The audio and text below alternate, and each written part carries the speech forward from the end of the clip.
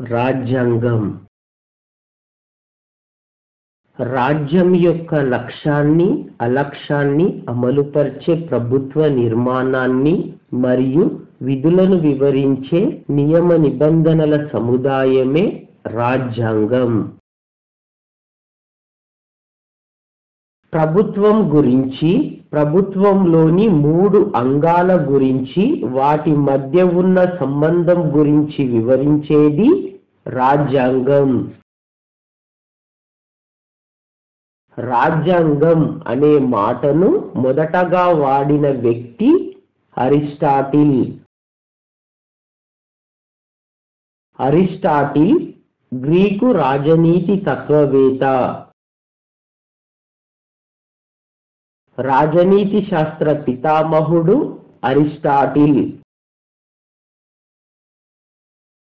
Aristotle రచించిన గ్రంథం politics. ఆధునిక రాజనీతి శాస్త్ర పితామహుడు మాకియవెల్లి, ఇటలీ దేశస్థుడు. మాకియవెల్లి రచించిన గ్రంథం ది ప్రిన్స్. ఇండియన్ మాకియవెల్లిగా కౌటిల్యుడిని పేర్కొంటారు. కౌటిల్యుడు రాసిన గ్రంథం అర్థశాస్త్రం. సోక్రటీస్. సోక్రటీస్ శిష్యుడు ప్లేటో. ప్లేటో శిష్యుడు అరిస్టాటిల్. అరిస్టాటిల్ శిష్యుడు అలెగ్జాండర్. ప్రపంచంలో మొట్టమొదటి విశ్వవిద్యాలయం అకాడమీ. దీనిని స్థాపించినది ప్లేటో. అరిస్టాటిల్ స్థాపించిన విశ్వవిద్యాలయం పేరు లైజియం. సుగుణమే జ్ఞానం అన్నది సోక్రటీస్. మానవుడు త్రిగుణ స్వభావుడు అన్నది ప్లేటో. మానవుడు సంఘజీవి అన్నది అరిస్టాటిల్. ప్రపంచంలో అతి ప్రాచీనమైన రాజ్యాంగం బ్రిటన్ రాజ్యాంగం. ప్రపంచంలో అత్యంత దృఢమైన రాజ్యాంగం అమెరికా రాజ్యాంగం.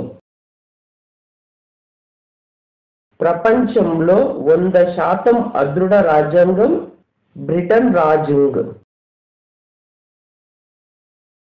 ఆమోదిత రాజ్యాంగానికి ఉదాహరణ భారతదేశ రాజ్యాంగం.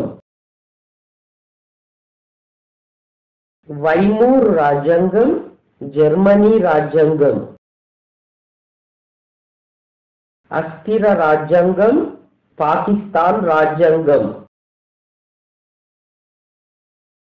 ప్రసాదిత రాజ్యాంగం డెన్మార్క్, న్యూజిలాండ్ రాజ్యాంగాలు. టైలర్ మేడ్ రాజ్యాంగం ఫ్రాన్స్ రాజ్యాంగం. ప్రపంచంలో మొట్టమొదటి రాజ్యాంగ పరిషత్ ఫిలడెల్ఫియా కన్వెన్షన్ అమెరికా.